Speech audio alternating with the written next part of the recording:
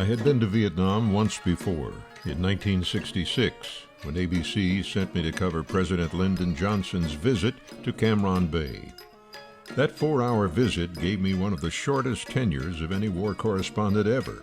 I did chronicle the war and the many protests against it from our network newsroom in New York, while my friends Steve Bell and Ted Koppel covered the conflict close up. Now I was eager to see what was happening 49 years after the war and reunification under the communist flag. So when my friend Hope Evans said Vietnam and Cambodia were on her bucket list, we teamed up with Uniworld for a tour and river cruise that would take us through both countries.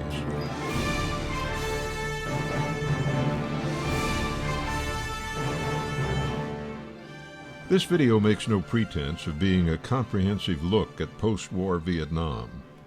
It is simply some personal observations of one retired journalist whose curiosity and appetite for adventure did not retire with him.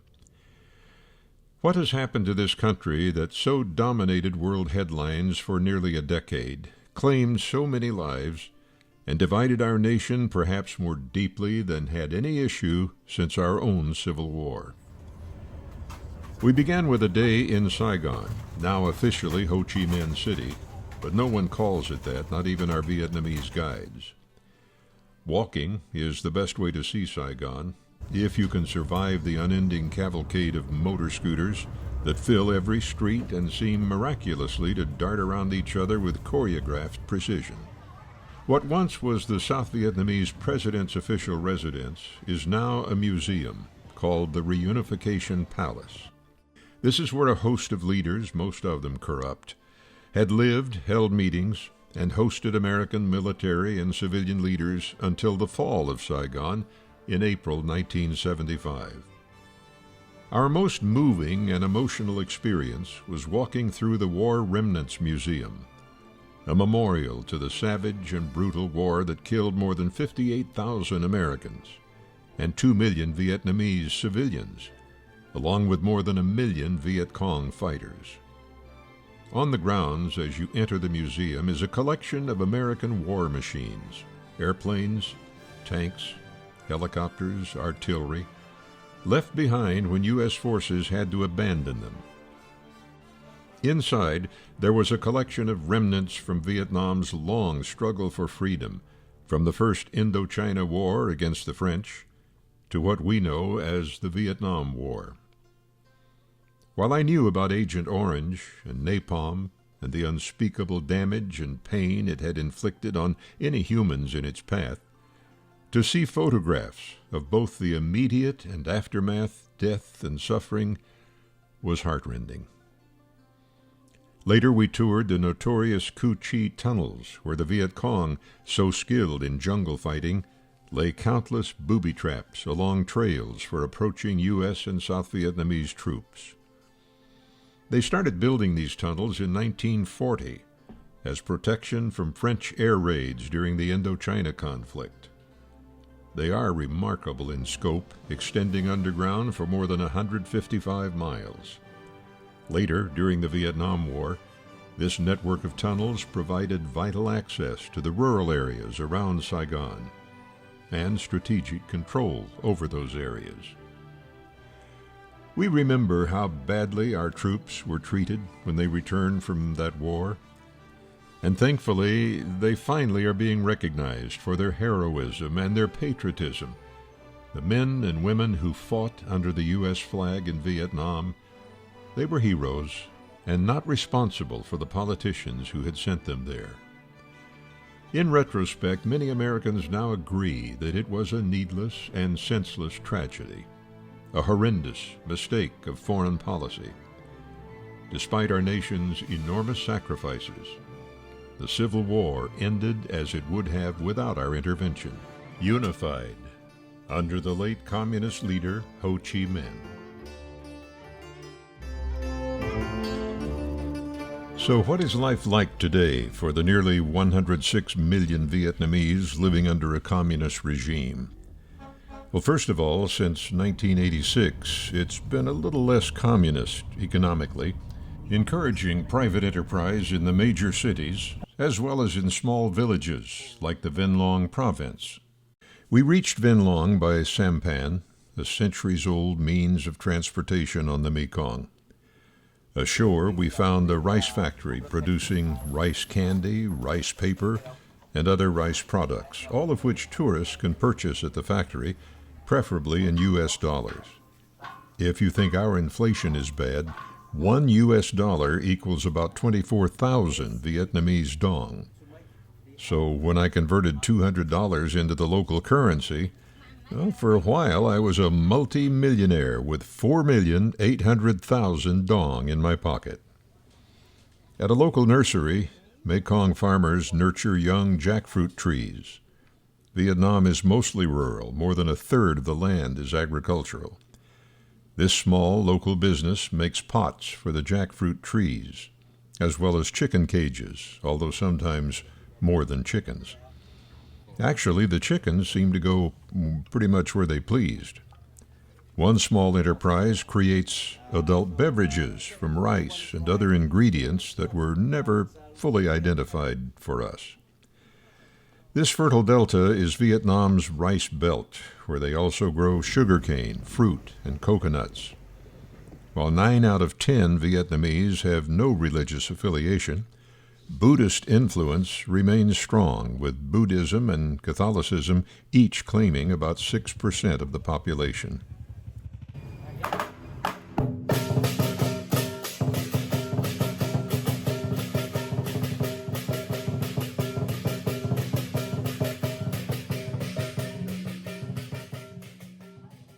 Lack of basic sanitation is a huge problem in rural Vietnam, with the Mekong River doubling as both drinking water source and sewer.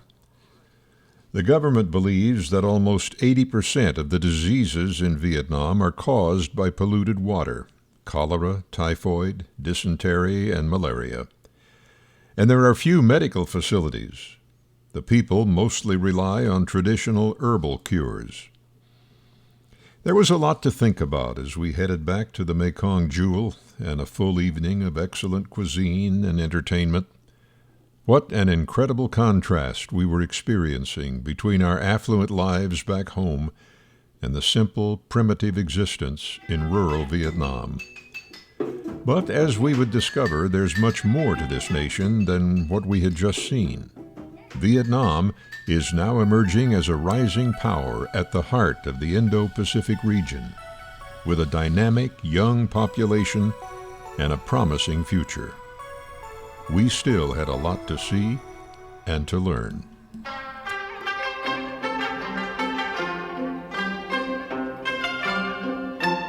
Vietnam is a country of stark contrasts, from the simple, primitive life along the Mekong to the growing middle class found in larger towns and the urban centers of Ho Chi Minh City and Hanoi. But for those living here, the river is an essential part of existence, and they depend upon it for transportation, for food, for their water, and as a place to discard anything and everything. Bringing sanitation to these areas is a major challenge, one the government clearly has not yet met.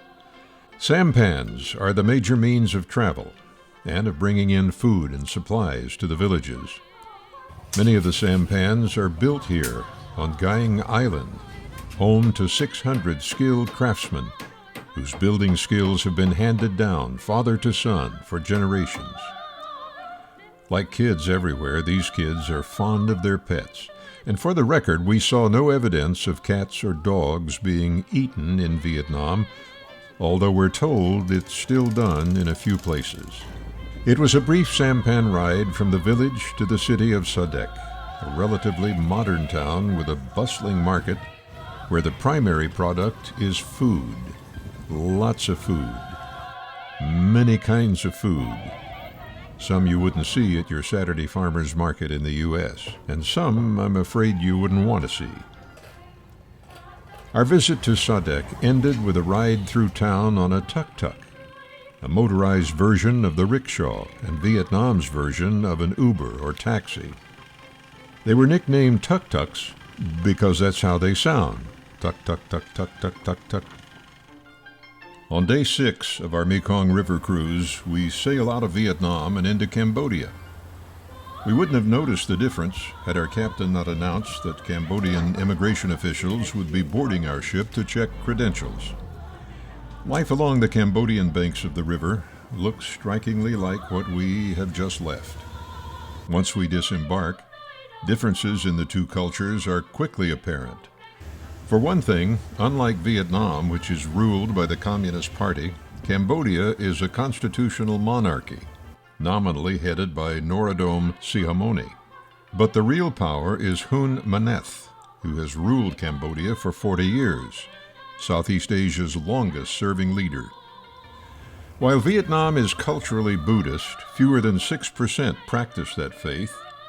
In Cambodia, Buddhism is the state religion, and adhered to by more than 95% of the population. Our first port of call, the capital, Phnom Penh, a dynamic city full of contrasts, colorful traditional markets, adjacent to modern designer boutiques. And food? There are restaurants and food vendors seemingly everywhere. We find a great way to see the city is by tuk-tuk. And like the restaurants, these motorized rickshaws are everywhere.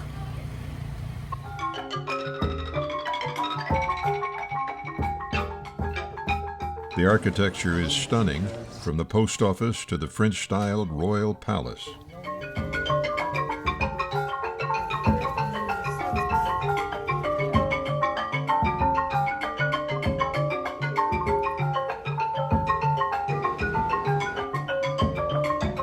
After a long day of touring, we're ready for an evening of entertainment aboard ship, provided by kids from a local orphanage, an orphanage supported by our cruise line, Uniworld.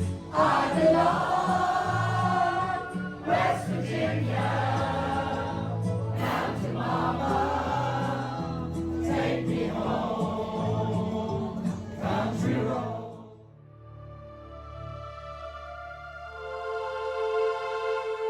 The next day, we come face to face with one of the darkest chapters in recent human history, the infamous Khmer Rouge killing fields, the most moving monument to cruelty that I have personally seen since visiting Auschwitz. Under ruthless communist leader Pol Pot, up to 3 million people were murdered here between 1976 and 78. A bloody period of ethnic cleansing that targeted, among others, Cambodia's minorities, its Buddhist monks, and anyone considered educated or elite, doctors, college professors, former government officials. After months of brutal torture in the notorious S-21 prison, victims were brought here at night and systematically murdered after digging their own graves, many of them women and children. We were told that this tree is where Khmer soldiers grabbed little children by their legs and would beat their heads until they were dead. Today it is memorialized by the bracelets and necklaces belonging to those kids. Of the more than 17,000 who were held in the prison, only 7 survived. Photographs in the prison, now a museum, are stark testaments to the grief and fear.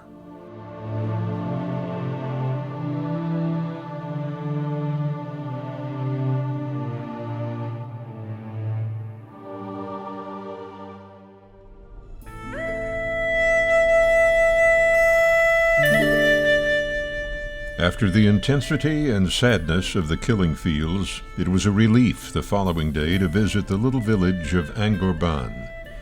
Despite their primitive living conditions, certainly by Western standards, the people seemed happy and greeted us with big smiles. We were told to not be surprised if someone asked us how old we are. In Cambodia, it seems the older you are, the prouder you can be. I calculated that I was probably the proudest person in our group. For me, a highlight of the visit was dropping in on a private school that teaches English.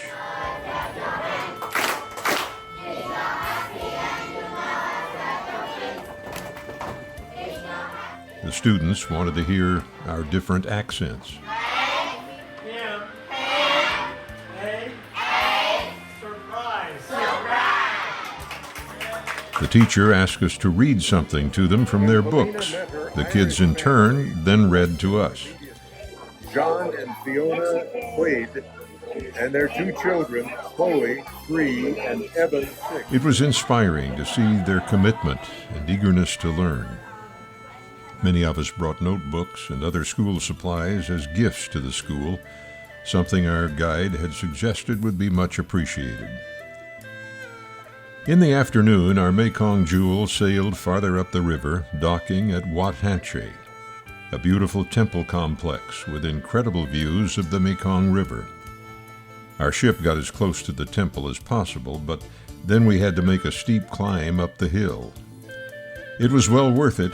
The views were breathtaking, the atmosphere peaceful and serene, and the 7th century artifacts all around us were a living lesson in ancient history. The monks gave our group a traditional water blessing. They also showed us the proper way to put on their robes. It's estimated that worldwide there are up to 1.5 billion practicing Buddhists, and it is recognized as one of the fastest growing religions in the world.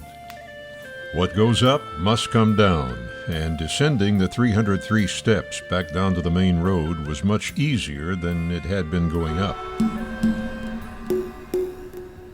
The next day, our boat docked at Kampong Cham, where we disembarked, thanked our crew for a wonderful cruise on the Mekong Jewel, and took a 5-hour bus ride into the city of Siem Reap.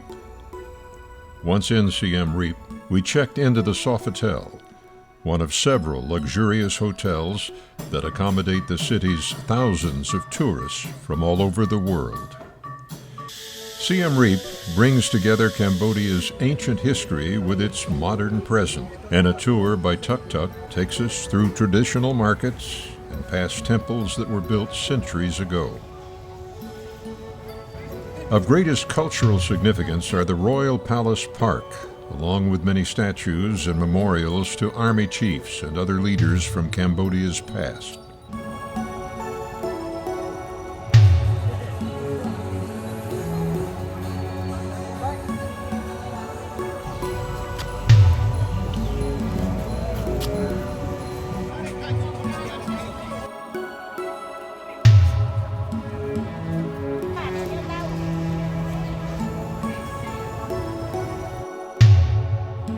It is from Siem Reap that we take a bus ride to Angkor Wat, an enormous Buddhist temple complex originally built in the first half of the 12th century as a Hindu temple. Angkor Wat spreads across more than 400 acres.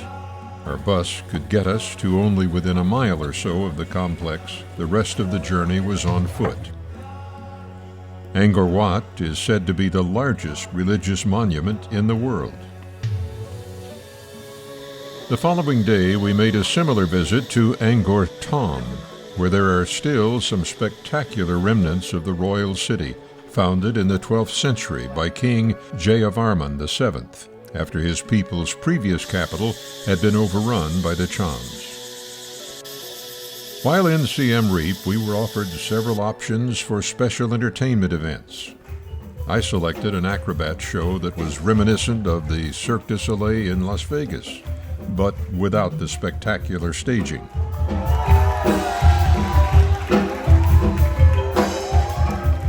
Hope opted for a Cambodian cooking class, probably a much more practical choice. As we waited at the Siem Reap airport for our flight to Hanoi, I was regretting that we hadn't found time to visit Cambodia's War Museum. While the country was officially neutral, the Viet Cong's Ho Chi Minh Trail wound through Cambodia, and so often that country was the target of U.S. bombs.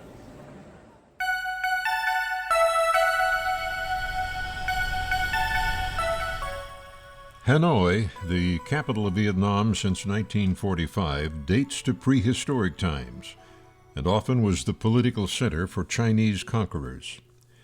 Today it has a population about the size of New York City, and is quickly being transformed into a major manufacturing center, producing machine tools, electric generators and motors, plywood, textiles, and chemicals, along with rice, fruits, vegetables, and other crops grown in the surrounding area. I was not at all surprised to look inside my newest pair of tennis shoes and see imprinted, "Made in Vietnam." Our one exposure to Hanoi's nightlife was a water puppet show, something we were told is always quite popular with the locals. It certainly was different, and I wouldn't have been surprised if at any moment Elmo or Miss Piggy came swimming onto the stage.